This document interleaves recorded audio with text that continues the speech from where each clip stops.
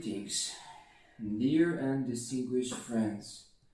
Vladimir Vladimirovich Putin, Patriarch Kirill, also known as Vladimir Mikhailovich Gundyaev, Joseph Robinette Biden Jr., Elon Reeve Musk, Xi Jinping, Narendra Damodar Das Modi, Jagi Vasudev, also known as Sadhguru, Antonio Manuel de Oliveira Guterres, Charles-Yves Jean Gislain Michel, and Jorge Mario Bergoglio, also known as Papa Francesco.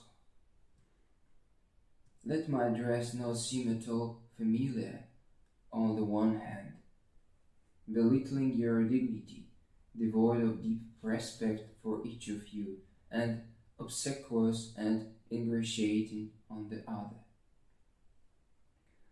Without recognizing any boundaries between all of us, I address you as a younger one addresses his elders, by virtue of providence as well as personal merit, friends, comrades in arms, and elders of the general human race, those whom the younger generations look at with bated breath, sometimes with hope and admiration, and sometimes with indignation and disappointment, in which, nevertheless, one thing is always invariable, the pure and innocent anxiety of a still fragile but flexible and inquisitive mind, eternally tormented by one cherished desire to be useful and necessary in the name of common good.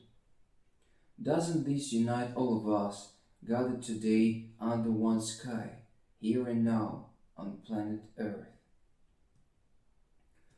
I am addressing you as representatives of the older generation, those from among them who are at the very edge of our own history, selflessly accepting all the challenges of the indomitable and violent, capricious and formidable elements of future changes. I confess that among you I see my like-minded people. Perhaps after reading this appeal, this point of view will become mutual.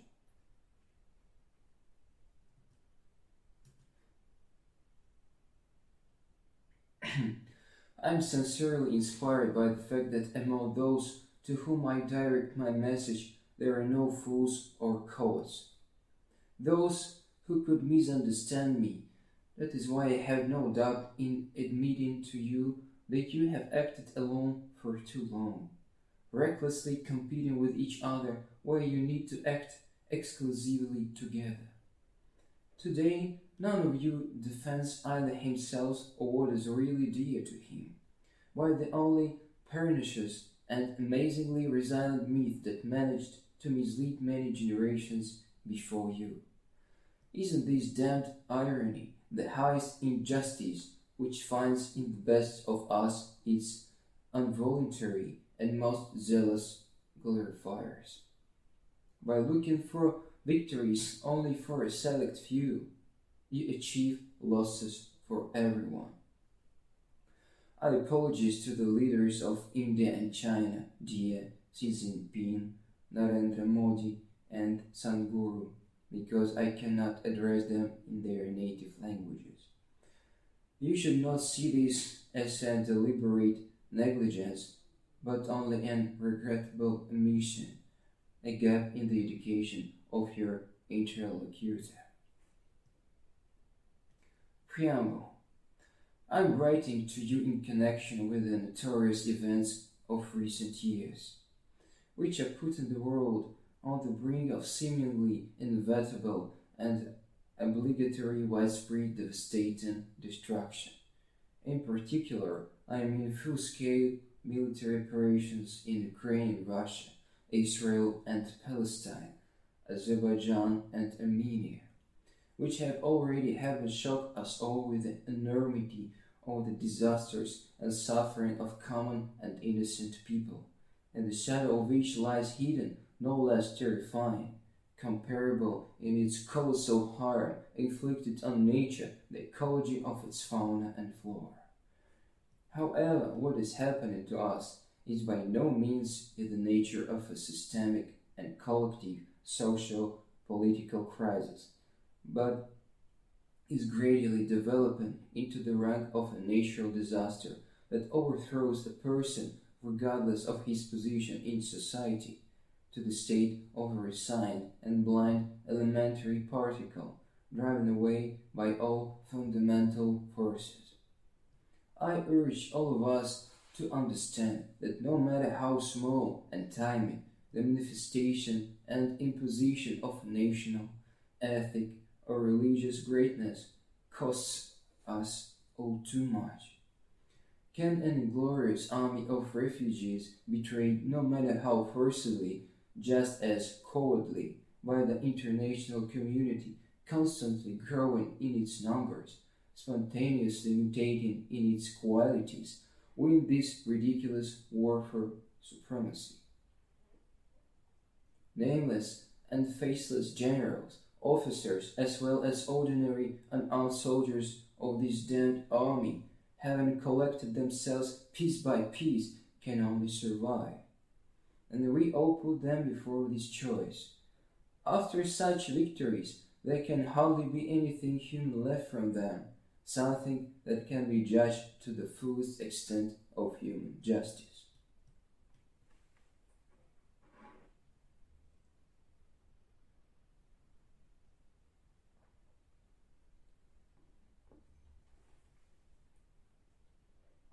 But did any of us want such a pitiful victory, the value, sanctity, and truth of which we need to fiercely and even violently convince ourselves many centuries later? In fact, I believe that none of us wants the kind of victory that grows from someone else's bones, revels in someone else's blood, but we are all prisoners of those conditions that make such a vicious result inevitable, repeated against our will again and again. Then, having not achieved what we wanted, holding back tears of anger and shame, we pretend that we wanted what we had achieved.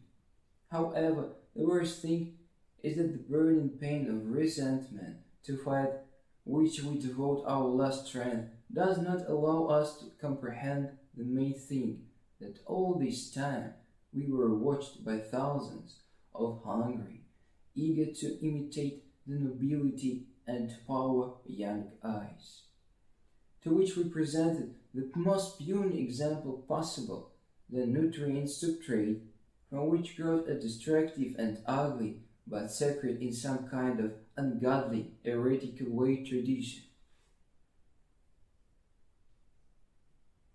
It kills us all on both sides of a common history, but the man, too selfless and spiritual, continues to stand guard over a deadly idea without an author or a letter. According to his fatal conviction, this idea gives life and faith, but in essence it feeds on them. Brief moments of calm, long-awaited peace descend into the restless hearts of a common humanity are just an afterword, a nauseating belching of its satiety, giving rise in the invisible wounds, convulsions, and stomachs to cynical idle pragmatism, and restrainedly seeking to divide the next meal into equal portions. Is that paradise worth much, the inhabitants of which, indulging for some reason in the already permitted fall, are calm and serene in their blasphemous awareness that hell is filled with the same people, and appeal to divine, social, or natural order, according to which everyone gets what they deserve, serves as a very dubious, bitterly ridiculous justification. From time immemorial, a person beyond languages, skin tones, and eye shapes just wants to know who he is. He is always answered, you are not like them. He wants to know why he is there. Then he is told to be better than them. Just to live, a person already has enough meager food and modest shelter, but too often he is deprived of even this. And then he is guided. Go and take it from them, because they are not like you, because they are worse than you.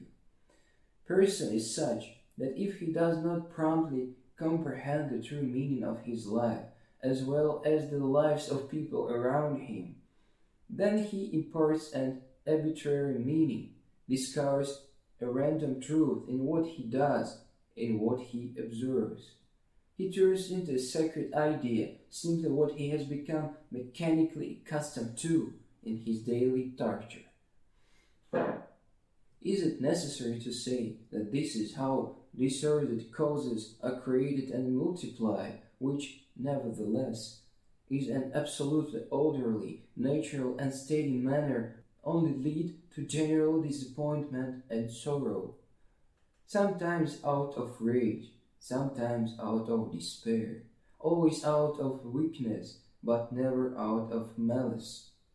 We repeat these sinister mantras from century to century, not suspecting that over time they have risen and lit up above our heads as an ominous guiding star, have formed under our feet into an unshakable and monotonous extension, a landscape of death, fear, and chaos, hiding treacherously behind the friendly facades of that social order that diligently declare and capturing on paper concern for a person is actually forced to inventively and insidiously speculate on his needs to care, to love, to express oneself, and to give, serve only his oppression and enslavement.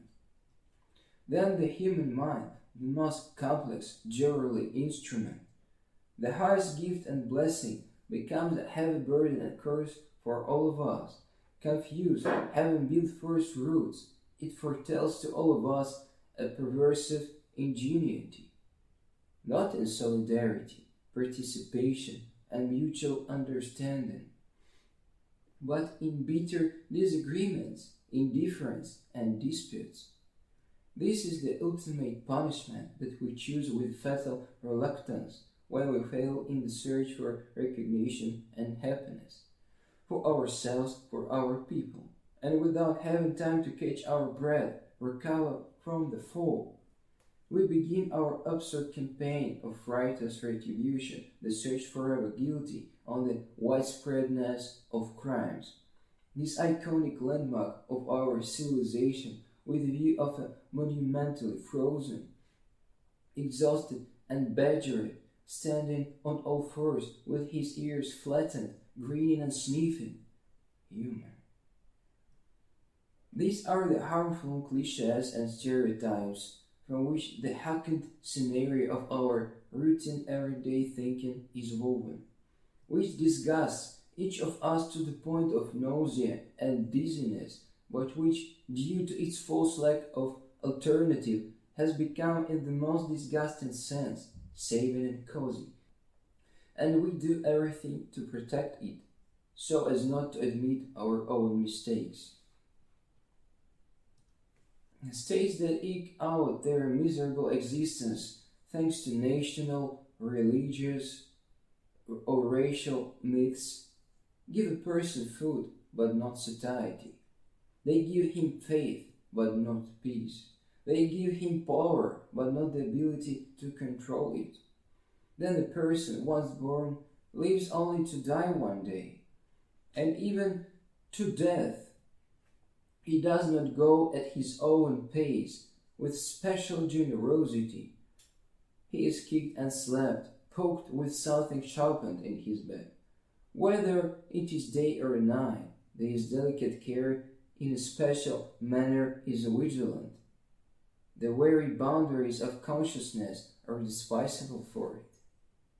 When a person stops grounded and resisting, no, he does not comprehend some solid, gloomy truth. He does not get used to what is impossible to get used to. He doesn't grow about himself. He is simply already half dead. He simply has nothing to feel fear, pain, and disgust. His nerves are quarter, a third, or even half erased. If a person is so bad, why is it that at all times he was so disgusted by enmity with another person? Why did it force his body and mind to produce only illness, weakness, and delusion? Can an Arab or a Jew, an Ukrainian or a Russian, Azerbaijani or an Armenian, is it worth continue this list? Bleed or dry up from hunger in a special way, smile and laugh in a special way, or hang his head and shed a tear? Should an Arab be happy when a Jew is happy, and vice versa? Should an Ukrainian suffocate with grief when a Russian beams with delight, and vice versa?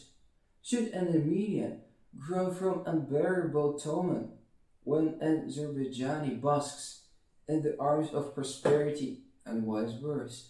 Do we really need some special food to feel full? Do we really need some kind of special fire just to keep warm?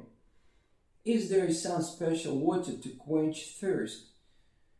Can we somehow be especially touched by our young children and elderly parents? Do we really need some special sun to wake up?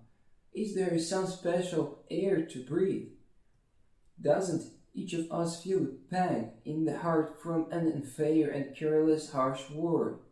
And doesn't the same heart is healed by cherished words that are filled with love and recognition?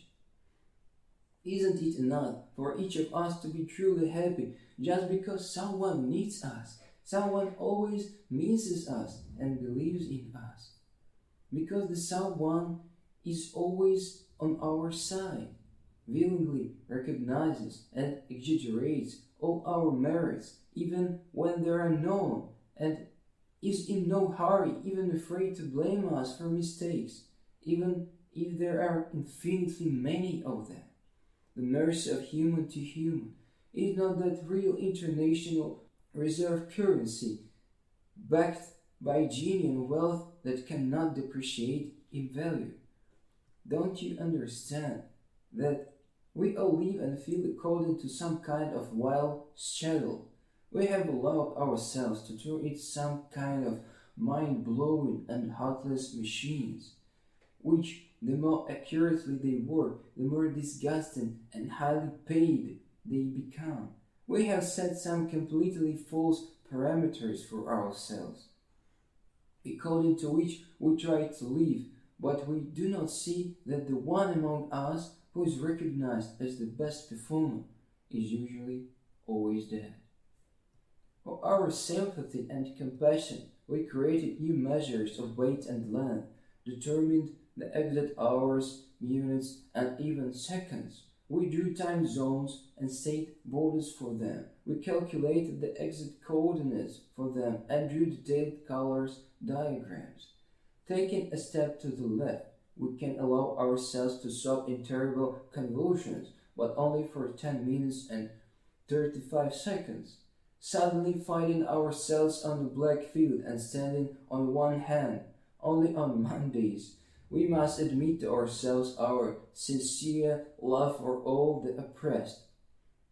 A millimeter further, a second later, a little brighter, a little shorter, and we can already relax, switch off. Dying Russians and Ukrainians, Jews and Arabs, Azerbaijanis and Armenians, they are all ours. They are all on time. They are all appropriate. They are all on our side.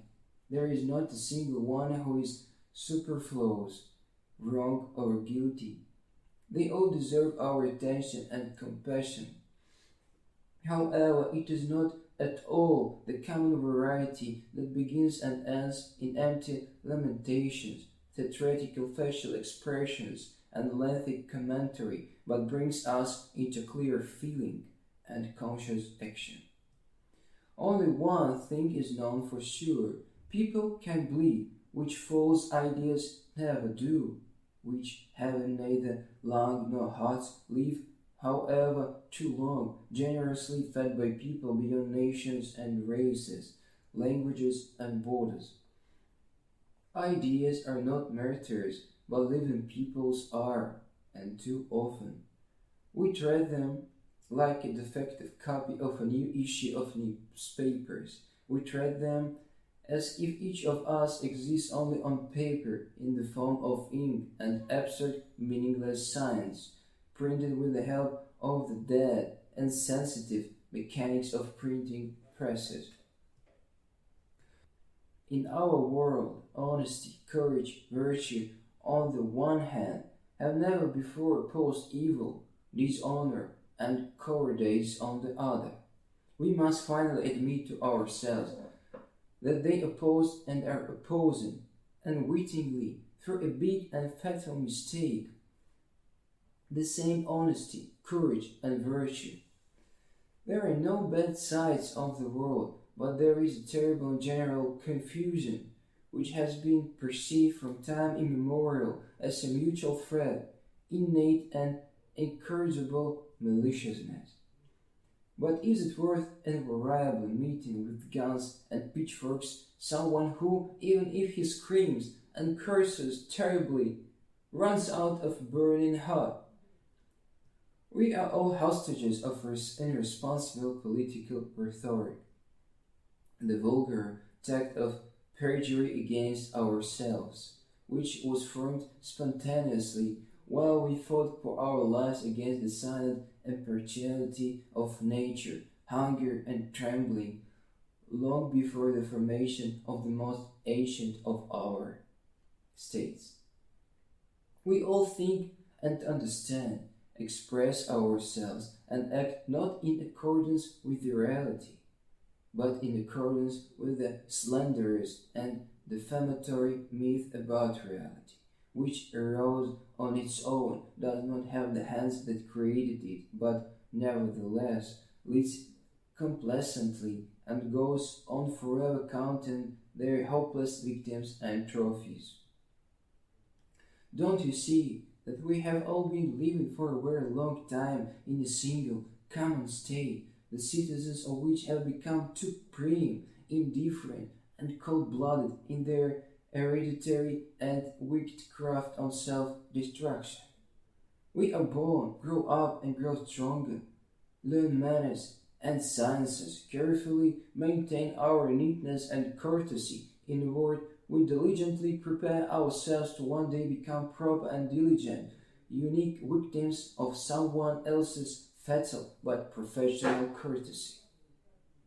Our one world government is an unprecedented and faceless thoughtlessness, recklessness, that hides in the class of imaginary prudence that we sue with careful diligence. I ask you to distract yourself from the colorful and diverse forms of what is happening and turn to the only essence. We are participating in wars that we did not declare. We have absolutely no obligations involving oaths and blood to continue them. We are at enmity because we are used to dividing each other into friends and foes, and have never allowed each other to be truly strong. Weakness breeds fear. Fears give rise to names and chimeras of an eternal threat. Trouble looming from everywhere. All we have done until now is to cultivate weakness in each other, which poison us, deprive us of sight and reason, the gift of listening and speaking. And while we all live within the confines of this carnivorous myth, all the best are as alive as ever, insatiably hungry and invulnerable. We all lack true faith. We believe that a person beyond boundaries is born for the benefit of another person, that the person is given to another person as an indispensable support and not an omnipresent obstacle. Maybe it's time to believe in him and help him grow and become himself. Become the reason for a better world. Perhaps this person has no original flaws, no biological imperfections, and he is born to be responsible, virtuous, and well-intentioned. Not because someone managed to force or convince him, but because this is precisely what corresponds to his nature. His natural destiny, which, due to a terrible misunderstanding, was distorted and covered with indelible shame. A person is born not yet able to resist fear. He is born fragile, in need of protection. But he is never born even with the frail beginnings of vicious passions, the desire to kill and rob, to be a burden and to bring evil. Don't clip a person's wings. Let him become happy and strong. Only then he will be able to show his true face. Only then, in his bloodthirsty numbers, he will not force his governments and states into large and small victorious wars. Because this remains the only thing that can distract him from the emptiness that oppresses and devours him from the inside. Only then we will be able to put an end to that universal hypocrisy that has learned to skillfully hide its pathological impotence and disarming indifference in the pretentious and false ceremonies furnished with special generosity, with diligence, with the luxurious props of righteous indignation and heart-breaking greed, between which falls the unescapably sweet and intoxicating aromas of the solemnly ineffable promises of quick and godly revenge. The essential difference between all races and nations, these wonderful children of heat and cold, Christianity and Judaism, Islam, Buddhism, and other religions, these sophisticated techniques for gaining mental and physical peace between capitalism, communism, and other socio-economic doctrines, this uninterrupted mechanism that provide man and man in their tireless co-creation with everything necessary, and even between, it would seem absolutely antinomic, due to some unfortunate whim of a stumbled mind, irreconcilable theism and atheism. Hold the laces with the heels of your shoes, no more than between the words white or blanche, bianco or white. If one person is allowed from birth to be a little taller or shorter than another, then why is he not allowed to wear shoes that fit, to see a little better or worse, to stand a little closer or further, thereby adding different but so important details to the overall, so an immensely vast picture? If we do not distinguish between a Frenchman, an Italian, or an Englishman, a Russian, an American, an Indian, or a Chinese, the same human, then we are all nothing more than helpless, blind prisoners of the unspoken cult of worship of self-name. Then we can serve anything, but not our people. Is it worth sacrificing hundreds and thousands of generations, blood from blood, flesh from flesh of the general human race, in order to call white white? Are we such clumsy negotiators, crappy diplomats, that we don't understand that we are all talking about the same thing? All of us, no matter what colors, sounds, and descriptions our bodies, words, and actions dressed in, talk about nothing less than the search for common, indivisible well-being and prosperity, about mutual assistance on the way to overcome the familiar to everyone without exception, loneliness and fear, finding a single common goal and, in accordance with it, the unique purpose of each of us. Our enmity, generated by the confidence in the inescapable and natural malevolence of the world, things and beings around, is just a false and destructive idea of a fear-stricken consciousness that saw in the serene facelessness and renunciation of nature mirages of a fierce desire to devour it at any cost. We must take the courage to take a conscious and noble risk, and be the first generation, the first contemporaries who forgive each other. Forgive each other all the deaths of the past and present. Stop looking for the superfluous, rogue and guilty.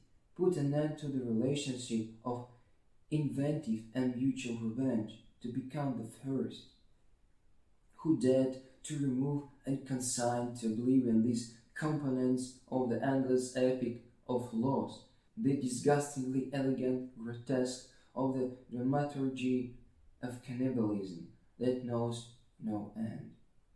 It is necessary to extinguish the fuse of hostility that sets fire to our houses and churches, to reconcile colors and signs, sounds and words, intentions and meanings, and with them all those confused unfortunates, taken aback by the unimaginable, heartbreaking and discordant noise, blinding diversity and paralyzing intricate inconsistency.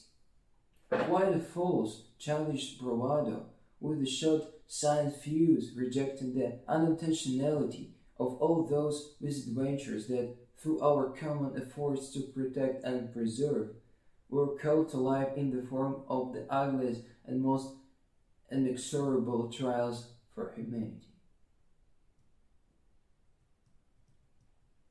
It's time to put an end to that war that was not tamed and domesticated, brought to miniature, toothless tales forms and sterilized among the pages of textbooks and encyclopedias between historical days, and with the meticulousness of the evidence given, but became a merciless, unbridled way of life, an ominous credo exhausted and desperate humanity. With the power of the human mind, we need to forge icons and shrines of mutual forgiveness, and come to terms with the fact that all the mistakes we have made carry an indistinguishable trace, common imprint in which it is impossible to single out and identify one guilty nation, one inner tongue, one apostate faith. Either we are all guilty, or no one else is guilty. Otherwise, all attempts to erase something enduring and eternal, an impregnable edifice of friendship between human and human, that can finally defeat time and desolation, overtake the sands of our deserts, these permanent triumphs in the competition with humanity will again turn out to be murderously futile. We will again convince ourselves that only by breaking each other's legs, breaking each other's necks, we can finally cross the finish line, become truly swift and unstoppable. Then mutual and sinisterly obsequious lies, cynical self-deception in feverish attempts to present the sickening and decaying as fragrant and beautiful will be more and more arrogant and unceremonious. Otherwise, everyone, old people and children, women and men who share the fraternal fate of becoming a living coin, payment for common thoughtlessness, will make their sacrifice in vain. The vicious circle of internecine massacres will not be broken, and the insatiable inherited thirst for revenge will smolder and languish further, from time to time breaking free, flaring up with new destructive firestorms. We will take revenge, and hiding in the bottomless depths of ostentatious hatred and feigned fearlessness, a false confidence in our insignificance, wretchedness, and uselessness, we will satisfy in invariably by chance, and we will never take revenge. We will not overtake the one who began to shed blood first, because he simply does not exist. Chasing man-made mirages, woven in the nightmarish delirium of the ghosts of a never-existent past, we will give new living spaces to be devoured by the abscesses and ulcers of war, curse new, still equally innocent lives, to painfully wither in the agony of desperate malice. Then cities around the world will turn into dens of carved orphan robbers who do not have the courage to give and love, but are too cold-blooded when it comes to inflicting pain and taking lives.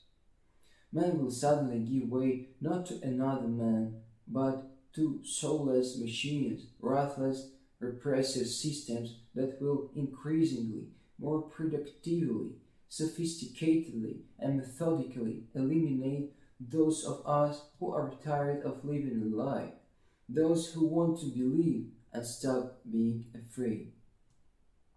I understand that we are not yet ready to forgive. Why slowly and loudly call it weakness? Because we understand and feel that the ability to forgive is a gift, an attribute, the property of real strength, which, due to the greatest injustice, is available to the rarest of us. But this is there will be the mercy we all need so much, the only synonym for justice, which is required not only by secular and religious ethics, revered as a whim of the elect, eremites and madmen, but by scientific knowledge, which comes out with the firm step from under microscopes and laboratories without hope, not believing, but knowing that the perpetual motion machine cannot be assembled without the voluntary, organized, methodical unity of human and human. This is where real audacity, true valor of the careless disciples of the ephemeral past will be required.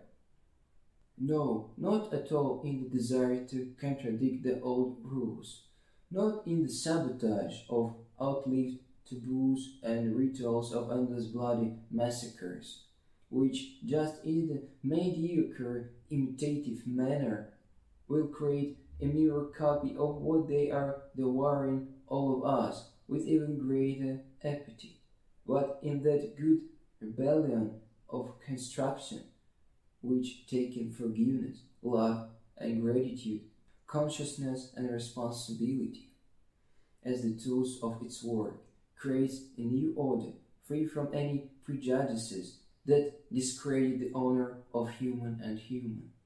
In the courageous rebellion of the noble human spirit, which, having shaken all the universal sleep of self-flagellation, is awake in the devotion of human to human, the confidence of human and human in the best motives of each other, in true humility which we all need for creation and achievement, and not for unctuous excuses for our powerlessness, in a new way of thinking, feeling, and acting that comprehends heroism not in death but in life. Only by devoting ourselves to creating the new and not fighting the old, we will allow ourselves to change our lives for the better for the first time. Only by multiplying the new, we will leave no room for the old, and then completely unexpectedly for all of us, completely naturally, at ease, without pain and fear, a new world will arise. A new world, by agreement, faith, and gratitude, emerge from the old one. We harness the horses and rush at full speed where we need to sneak, walk carefully and quietly, barefoot and on tiptoe. Where only a thin thread is stretched over the abyss, we send trains loaded to capacity bursting from the weight. It's enough to die where you need to live. Enough of dying. Death has been the faithful companion of our painful greatness for too long. It has shamelessly and uncontrollably become larger than life itself. This happened because we were too afraid of the end, having never known the beginning, hanging helplessly and frozen in a monotonously unsteady emptiness. We talk not about life, but death for so long, with such trembling and awe that we began to worship it. We became her curt reflection. We have always moved not out of the joy of our own will, but out of fear and on impulse. No, I am not calling for all of us to lay down our arms, which most likely can be perceived as a signal to start feeding as stupidity, a ridiculous prank of an intellectual at best and betrayal and renegade at worst. Oh, how absurd it would be to require a newborn to jump above his own head. No, we are not all ready for this yet.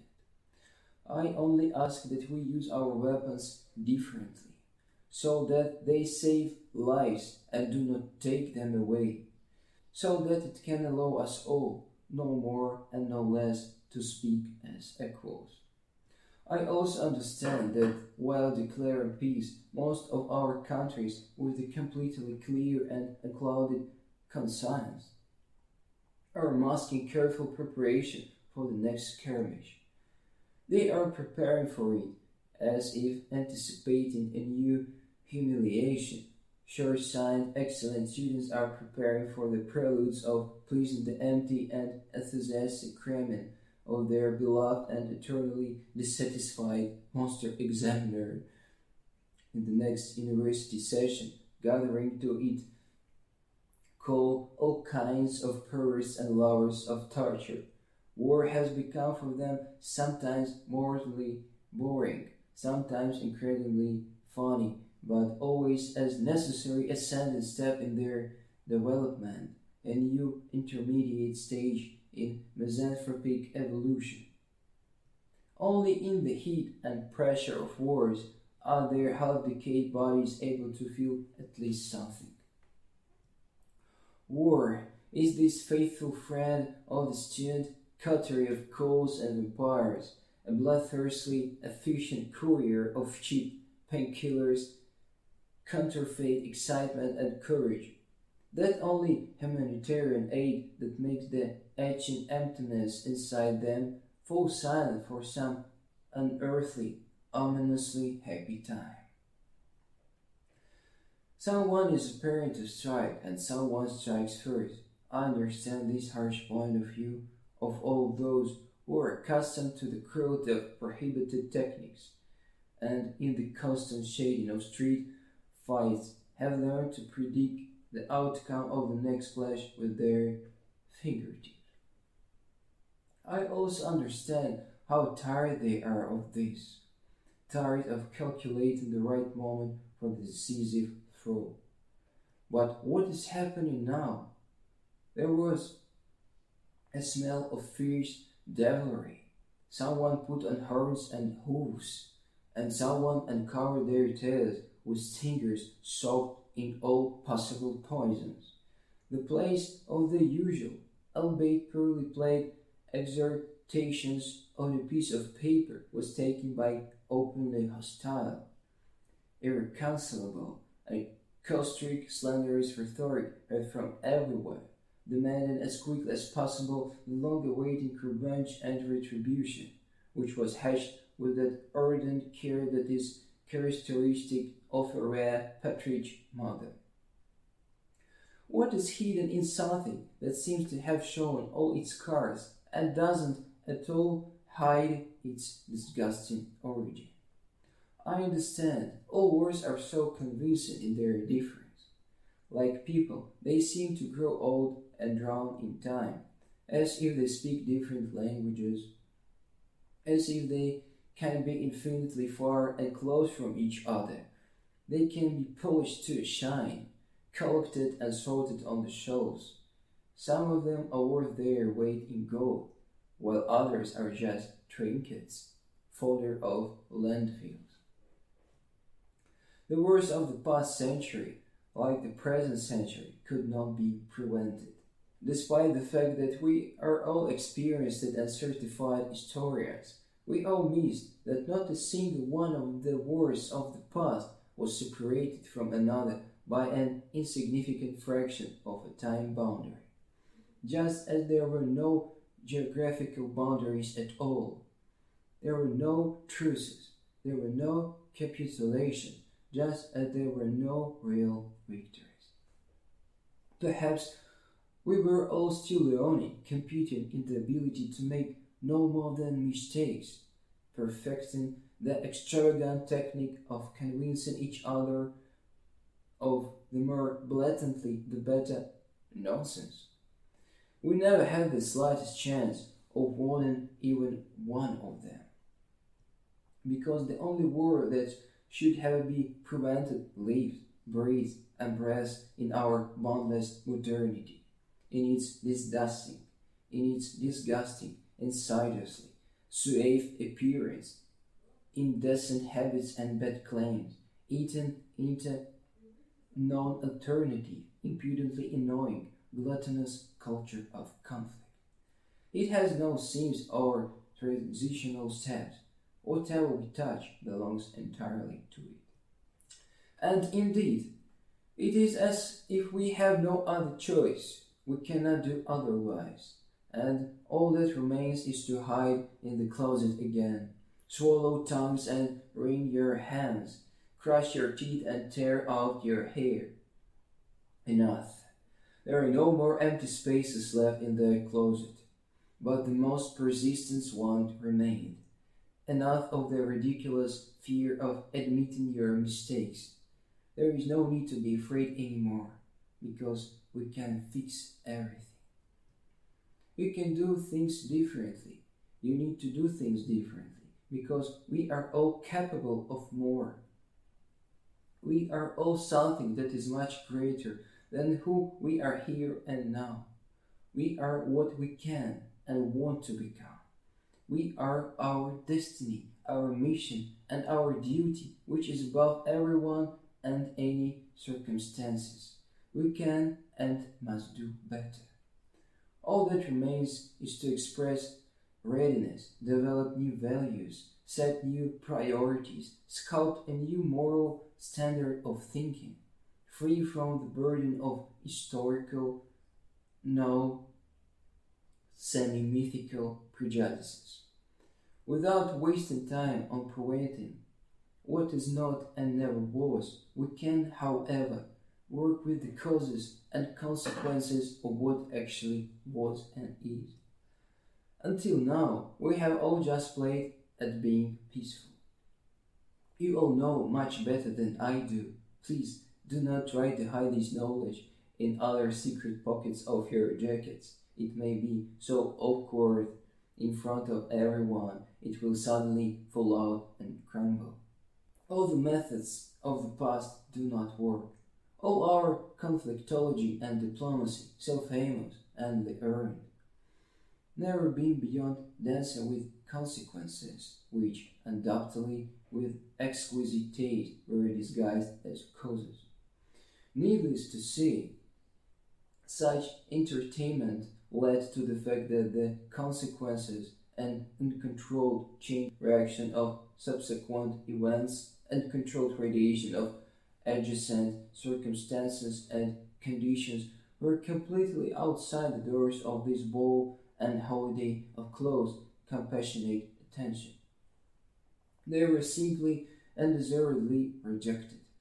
Well left outside, they grew stronger and grew in the way that only viruses and microbes left to their own devices could.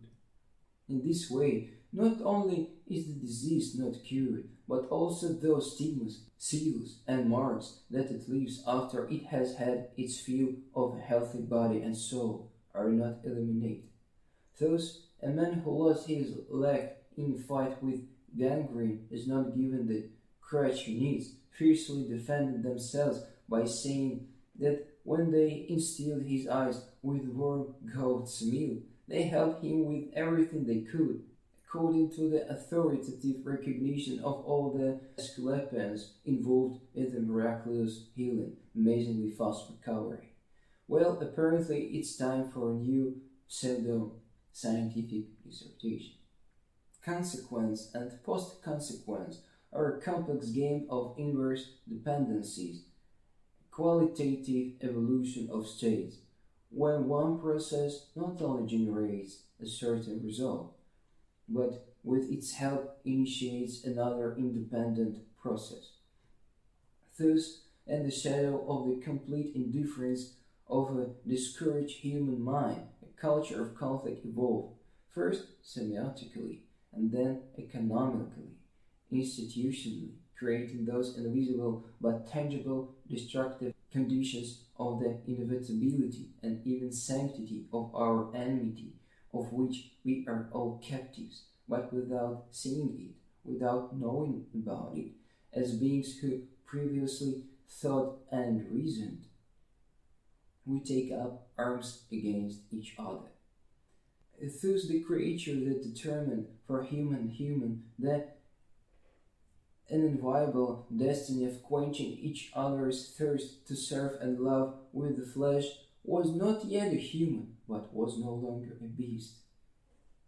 For the same reason, we are not always able to understand what came first, the egg or the bird that laid it. This is the shortest phenomenological genealogy of our craving for these acts. It is the product of palliatives, conservation, and constant postponement of relapses, inspired by fear and inappropriate and deserved admiration. We hit at random. We could not prevent the speeding warhols that dragged us and tumbled us back into primeval savagery. We could not anticipate local eruptions of the volcano of which we sleep. It is too close. It is in a blind spot, without color, taste, or smell. Therefore, all the wars of the past, these symptoms of the economy of cannibalism and the semiotic of fear, have fizzled out on their own until now. They burned and smoked until the fuel ran out, until some ran out of armies and weapons, and others ran out of space in their safe deposit boxes. In such conditions, not only did none of us need to be great peacemaker, we simply did not have the slightest chance to influence the processes, no matter how insignificantly. We were no more productive than the prehistoric tribes who tried to make rain with the help of a bizarre pantomime.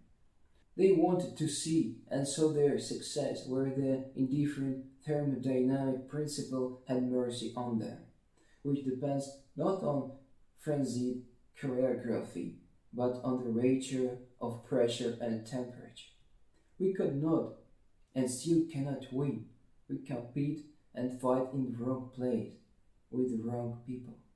All the methods we have used so far have been unsuccessful. You can only aim at what you see, otherwise the target is always imaginary, and a well-aimed hit is the result of the jewelry calibration of long-range weapons of arbitrariness and force.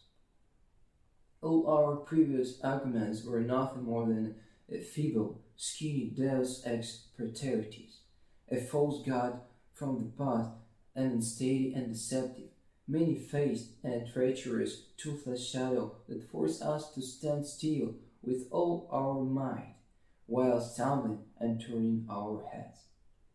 A bolding, self-styled narcissist, he always taught us that the ends justified the means, forgetting the little clause according to which life secretly changes places with death. We all still indulged the whims of a corruptible and ethereal creation that suffered from an inferiority complex. It requires our compensation for its untraceable childhood traumas and exists as long as we feed it with our attention, feel its bottomless emptiness with ourselves, imperceptibly merging with it into one. The shadows of delusion give way before the fire and radiance of pure reason. No fight, no resistance, by consent and recognition. No brush, no fuse, because that's how nature wants it. This is the true order. This is the harmony of the natural course of things and phenomena in which everything simply happens. Because it is impossible otherwise. Because everything that opposes him disappears forever. Just as a traveler, exhausted by a too long journey, a sharp-eyed tracker, does not notice the line where his sweet dreams begins, so the one who always turns back, devoted only to the path, deus ex praeteritis, calmly and serenely gives way to deus ex praesensis, God and the unclouded view from the present. Together with him, man and man see where to go. Together they do not demand more, but give more. With him there are not and will not be those hasty decisions that leave someone behind, out of work, that allow at least a single sacrifice to justify imaginary changes for the better. Epoche, which is the elixir and panacea of our advancing time. What exactly does all this mean? I may caution all of us to simply waste our time in this disrespectful and untimely manner. Everything said above could be a reliable Haman pun, the plaintive lyrical prose of a hot-sauce pacifist with a fragile soul and a tiny heart. A useless and ordinary tautology sophistry, which already seemed to sound from the lips of much more influential and knowledgeable people than those belonging to the author of this appeal.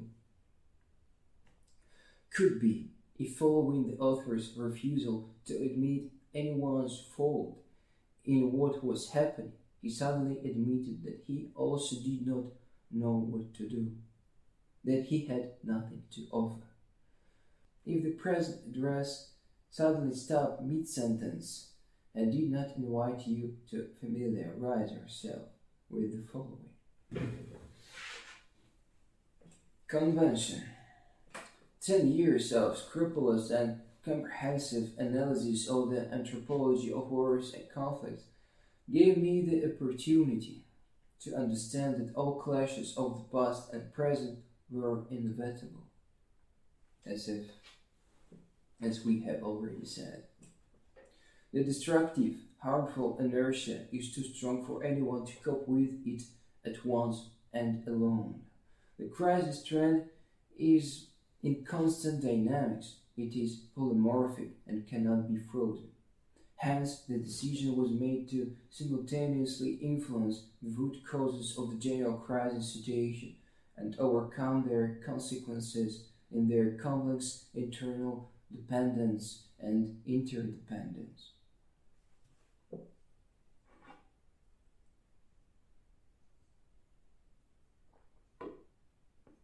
On behalf of the International Scientific and Peacekeeping Organization, Intelligent Matter, whose goal is to overcome a common supranational conflict culture, I propose to familiarize yourself with the emergency initiative, the quick, target, and consciously thought solution to the current political dilemma. The quick and small approach is the first alternative to a full-fledged, big plan, which has a fundamental justification, a different, long mechanism for working with the problem, but which, unfortunately, at the current moment, due to the objective scientific and methodological necessity, remains only in a state of preparation. It may be introduced next year, which we all do not have. The quick, small, counter-conflict method includes 3 modules. It does not go beyond the classical militaristic paradigm of conflict resolution, but is complemented by the human tools of semiotics and economics that dominate it. The big long, already above conflict method is a reference method, completely eliminating the need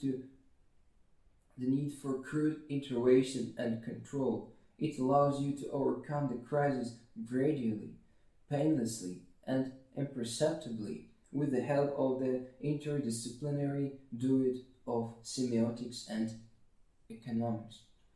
The quick small approach, taking into account the current conditions of critical tension in international relations, is the optimal, prompt, and only constructive measure to influence and resolve the situation of the imminent collapse. Below will be given points of consistent practical measures to overcome the current crisis.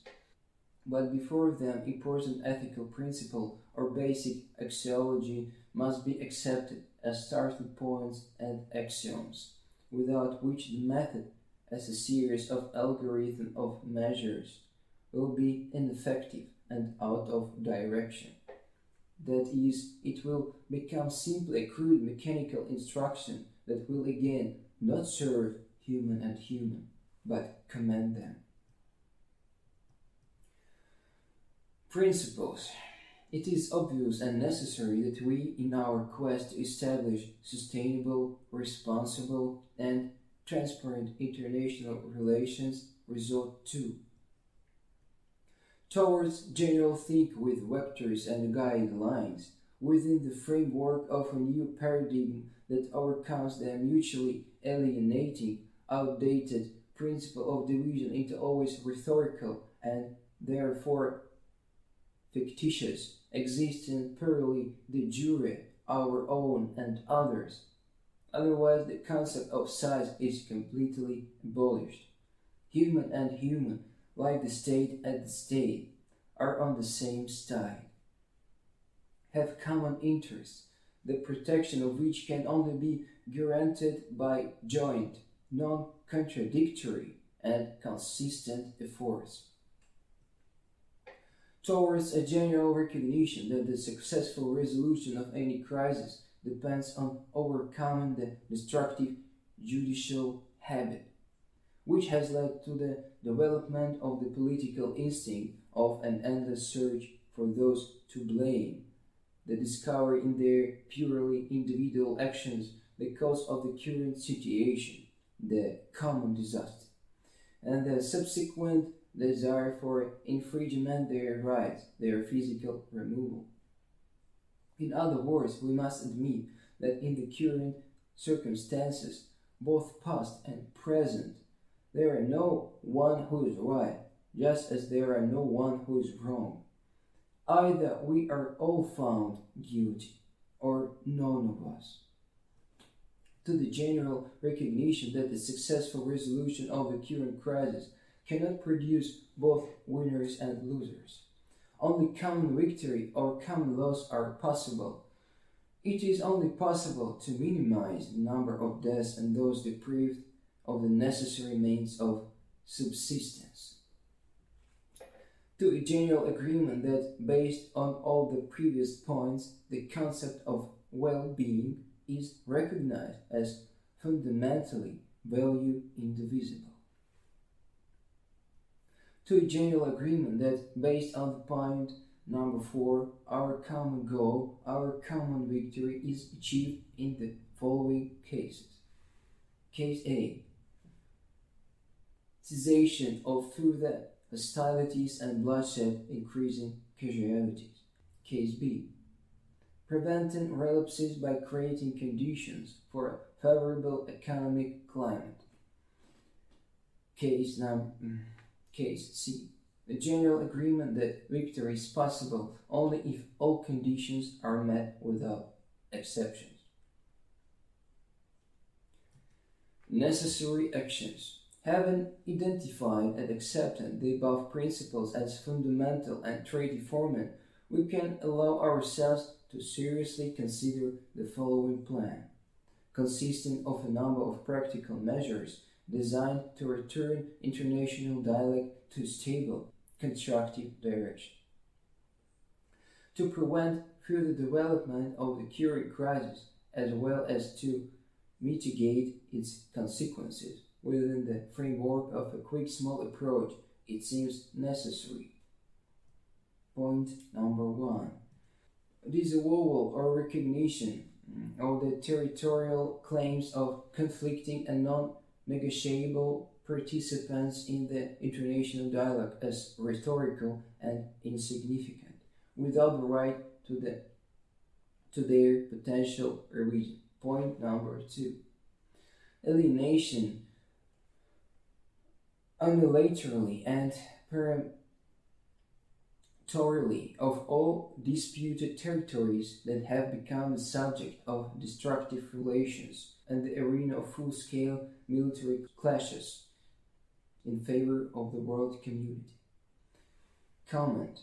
Just as a person who is unable to responsibly manage his land plot, allowing it to be abandoned, entailing negative consequences, causing harm to crowds of people and the environment, is logically and naturally deprived of the corresponding rights to property. In the present case, we are faced with circumstances aggravating the usual negligent disposal of property. This is the failure to prevent large-scale bloodshed. However, according to the point number 2 of the previously cited ethical principles, participants in destructive relationship should not face measures that go beyond the self-sufficient alienation of property.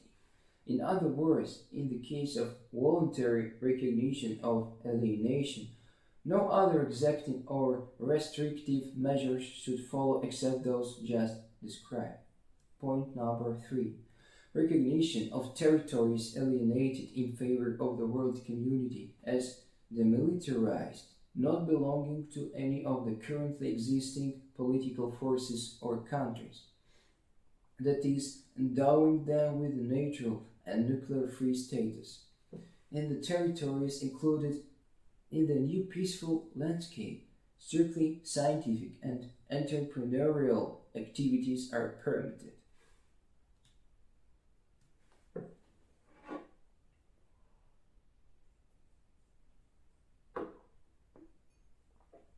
Point number 4. To ensure the legitimacy and validity of what is set out in the first, second, and third paragraphs of this plan, the following procedures and activities are required. Point A. Signing by the United Nations Organization members countries of a special convention on the establishment of the Universal Earth Fund, hereinafter referred to as the UEF. Point B. Prompt creation with the UN structure of a special body whose competence included managing the development of UEF, ensuring conditions for sustainable socio-economic well-being of the residents of those territories that were alienated as the subject of a militarized dispute by the previous stewards. Comment. Sustainable socio-economic well-being, harmonization of social relations, and harmonization of economic relations implies work on institutional and regulatory support, attractiveness of the investment and business climate, inviolability of private property, full assistance in the implementation of personal rights and freedoms, total economic emancipation, restoration and protection of the ecology of work, communication and cooperation according to advanced scientific research, that is, the creation of all conditions for responsible cooperation and entrepreneurship, the comprehensive development of legal and financial literacy, semiotic homogeneity, cultural and linguistic unification, active support of secular values and traditional mores, without creating obstacles to various private forms of self-expression, striving for quality rather than quantity demographics, transformation of human from a means to an end of all both current and subsequent initiatives. A new system of relations and advanced social structure should serve human and not command them. Point C.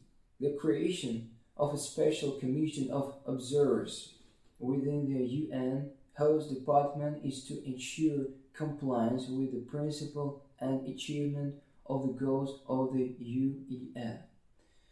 United Nations member countries that have signed the convention have the right to conduct their own commissions and warn others about them, represent their observers. Point D. Deployment of an international peacekeeping contingent into the territories transferred to the disposal of the UEF, which will ensure the implementation of the forceful peace enforcement phase of the quick small method of overcoming the current crisis. Additional clauses. In addition to the main points of the general plan, the following provisions are required. Point number 1. The Human Earth Fund is financed from the funds of the permanent members of the United Nations organization. Reverse, that is, tax financial revenues are distributed through the reinvestment collectively and in proportion to the contribution of each participant. It is important that it be possible to prevent the direct withdrawal of incoming funds as a consequence of treating them as classic profit. Point number 2. The Universal Earth Fund, in the process of managing territories, is guided by advanced corporate monetary principles, which prevents getting bogged down in the conservative bureaucratic approaches. The management method is generated by a synthesis of the best government and corporate practices, effectively attracts investments beyond the fixed assets of United Nations members. Point number 3. To prevent chaotic and wandering migration, the UEF actively ensures the return of refugees with their subsequent involvement in the necessary restoration work and other measures of a strictly defensive nature. Refugees, like all local residents affected by the conflict, are guaranteed comprehensive economic preferences, free medical service, free education, free provision of housing conditions. This will require the involvement of foreign personnel, which will give all participants the opportunity to gain invaluable professional experience, improve their skills in the line with relations of support and mutual assistance, and not mutual destruction. Point number 4. The Universal Earth Fund, in case of voluntary laying down of arms by the parties of the conflict, from its own funds compensate the aggressor countries for the loss of the corresponding territories, provides them with assistance as far as acceptable and possible in achieving similar goals of socio-economic development. Point number 5. The UN, during the continuation of hostilities, in addition to using its own military contingent, provides UEF assistance in the form of applying harsh economic sanctions against aggressor countries. Aggressor countries, in case of active resistance to the actions of the United Nations and the UEF, are deprived of the right to claim financial compensation mentioned in the previous paragraph. As indicated in paragraph number 3 of this list, refugees who are enrolled in the local ranks of the United Nations participation troops can be actively involved in defensive activities. As indicated in paragraph number 3 of the list, refugees who are enrolled in the local ranks of UN pacification troops can be actively involved in the defensive activities. General comment. Following the above points and the principles of the small quick plan can in a short time create a safe neutral extent, a special buffer zone filled with a political vacuum, which will help quickly extinguish the flames of social neuroticism and move with delay to the necessary phase of rehabilitation. This is how we dig trenches. Cover the fire with heads. Contribute to the redirection of financial flows, with which previously provided support for dead and self-contained political forces into the mainstream of a natural, ageless, international civil process. This is how we create a drainage system. Thus, the necessary financial assistance will not be received by those who do not exist in isolation from reality, purely in ink, rhetorical and ethereal chimeras of the past, but by living, feeling people here and now, who have become unfortunate victims of a common historical trap. A small quick plan can create a positive precedent, set its general contours, which will give life to a clear and consistent procedure for self-purification of the international political system from its own metabolites, those products of contradictory and inconsistently signaling vital activity that, harmfully accumulating inside, lead to the poisoning of a single political organism, its practical disorientation and helplessness. It seems obvious that such a mechanism will be able to beneficially influence the course of the evolution of international political dialogue, allowing it to maintain constructiveness, sustainability, and the necessary balance between experience and innovation. Our countries will finally be able to dedicate themselves to building a strong foundation for transparent and responsible win-win economic relations. An unshakable socio-economic foundation will allow each country individually to focus not on the past and external, arbitrary and unsteady, but on the present and internal, reliable and solid. A better future and well-being can become the property of everyone without exception. The small quick plan in no way can be considered a measure of punishment for warring countries, which are merely experiencing the forces of general historical inertia, which have acquired critical indicators and found a way out in a specific geographical location. This is the first measure of emergency medical care, which can only be provided to political bodies, a measure to save the dying. When one of us takes up arms, he is nothing less than begging for help. However, not knowing how to build, he does something that should never be learned. He only sows destruction. Those of us who today fill our speeches with sharp figures of threats and curses are only saying that they are afraid. Neither one nor the other knows what to do. And the deeper this ignorance, the louder the screams, explosions, and shots. We all need to win. The true and only victory will not be painted in the colors of any particular flag. The triumph will not be proclaimed in any particular language. The champagne will not be poured behind the closed doors of any particular political party. Everything will be simpler. We will all be allowed to live and develop.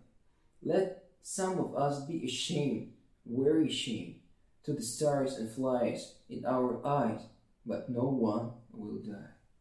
Let all of us be ashamed, and perhaps on the canvas of the next document some absurd, meaningless defeat will be counted. A meaningless score in someone's non-existent favor. But in reality, on the other, much wider and deeper side of the paper that endures everything, no one will die. And this already means something. This will be a worthy payment from human to human for common suffering. This is the recognition of common mistakes, which grows into their active overcoming and allows a human and a human not to lose their honor. And to a human's shame, a human responds with his forgiveness. Forgiveness which grows from an empty, irresponsible word into social technology and a consistent political procedure. Conclusion. Dear and distinguished friends, Vladimir Vladimirovich Putin, Patriarch Kirill, Joseph Robinette Biden Jr., Elon Reeve Musk, Xi Jinping, Narendra Damodar Das Modi, Jagi Vasudev, Sadhguru, Antonio Manuel de Oliveira Guterres, Charles-Yves Jean Michel, and Jorge Mario Bergoglio, Papa Francesco. I understand that each of you has your own current goals. I do not dare to diminish their priority and importance. Meanwhile, this proposal would never have been sent if I had no sense in your own speeches and gestures, and underlying regret mixed with the desire to put everything right. I ask you to pay close attention to the fact that you have a chance to become the first generation that left for your descendants a truly new world, and not illusory rhetorical dreams. For the first time, peace, I write this and I say this with a capital P, and not war you can pass on by inheritance, which unfortunately has not been done by any of the previous government.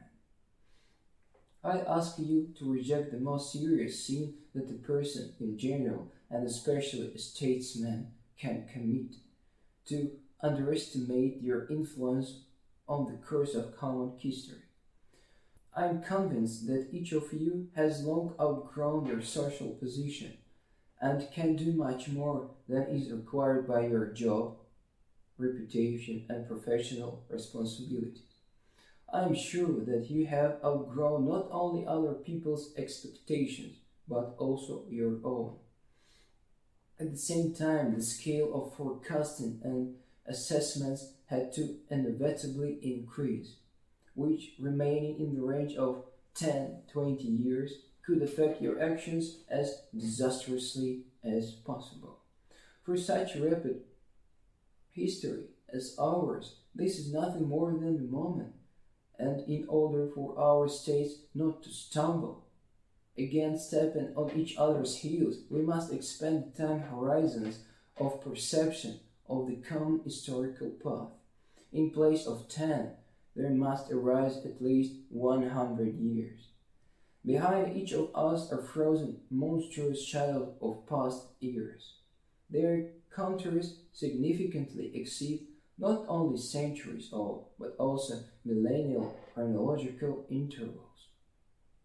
In order to correctly assess the present and take measured steps into the future, we must realize that behind us are not 2,000 or even 10,000, 100,000 years, but according to preliminary estimates, 2 million years of general, turbulent and unbridled history. Such are testimonies of anthropologists, our resilient poets of memory, whose methodical eloquence is capable of making even breathless antiquity speak. As a good example to many of us, they are not afraid to dirty their white shirts by touching with their hands what their tongues invariably touch. These masses of space-time are frozen and holding their breath, but every time we allow ourselves to frivolously ignore their presence, they come into our foreseen movement. Each time they have too strong and deep, unanticipated influence on our present. Not because they are so powerful and their impact cannot be overcome, but because we are tragically disrespectful to the path that we have already traversed.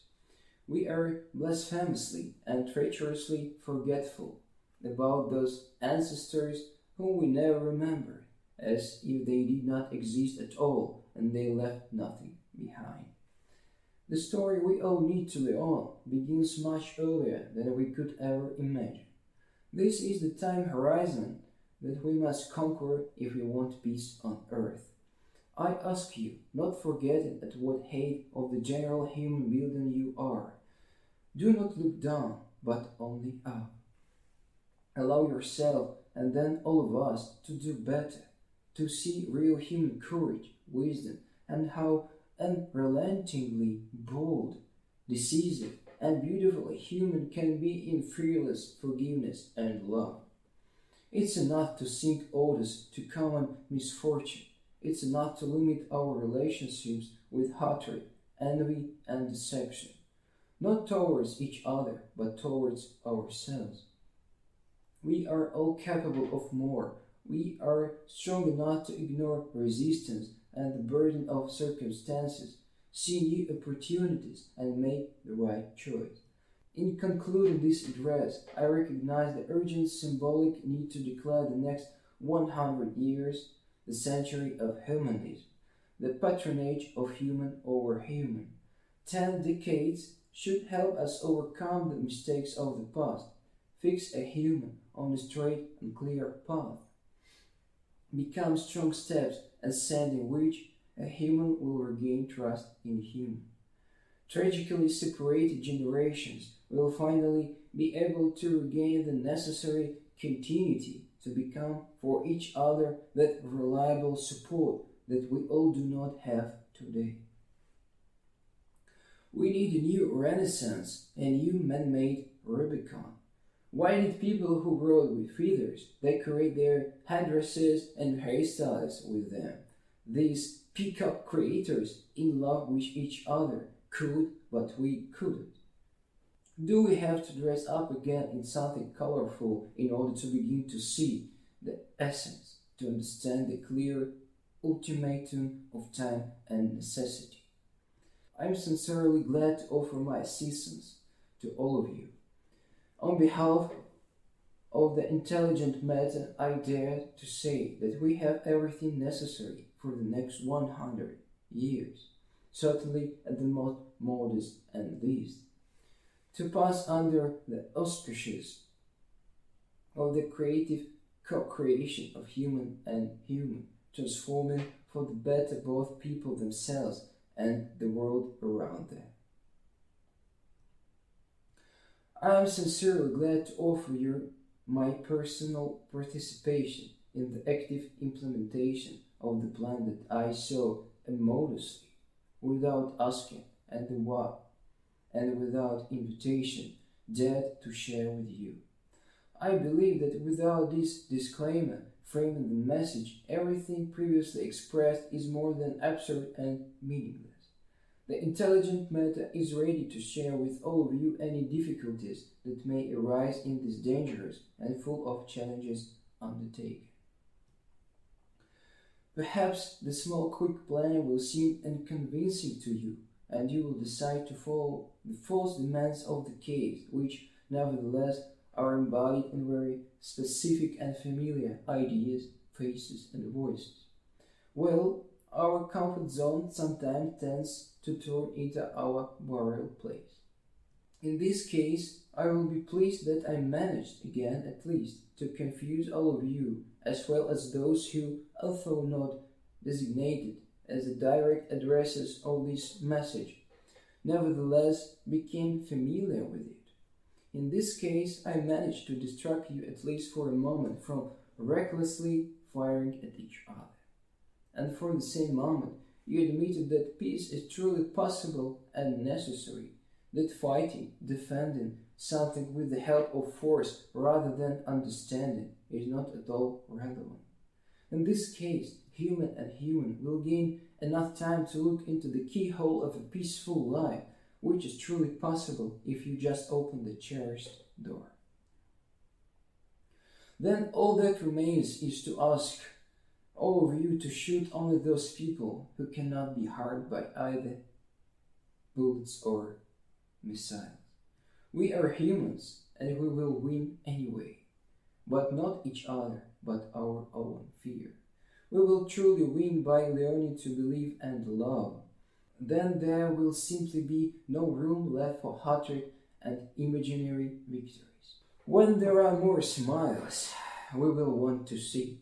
Where there is more laughter, we suddenly want to hear. All fatigue will also go away when all that we were all so terribly and so recklessly afraid of is gone. When we see, hear, and listen, we will suddenly stop falling.